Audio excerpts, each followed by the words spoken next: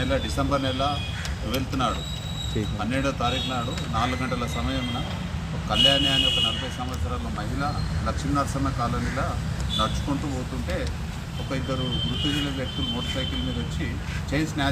Chain బలవంతంగా మెడలో నుంచి లాక్కొని మోటార్ సైకిల్ మీద పరారి కావడం జరిగింది.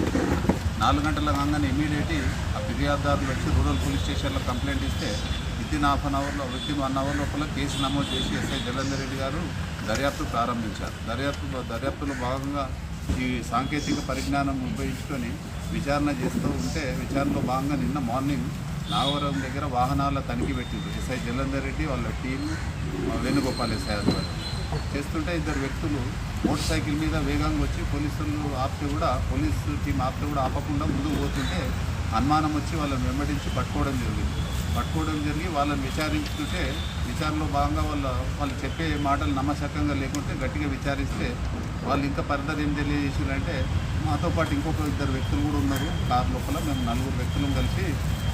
ఈ చైన్ స్నాచింగ్ చేసుకుంటాము అందులో భాగంగానే వనపర్తికి రావడం జరిగిందని చెప్పగానే పోలీస్ స్టేషన్ తీసుకొచ్చి విచారణ చేస్తే వాళ్ళు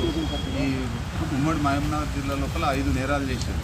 మన వనపర్తి జిల్లా లోపలనే 3 స్నాచింగ్లు చేశారు. 12 నాడు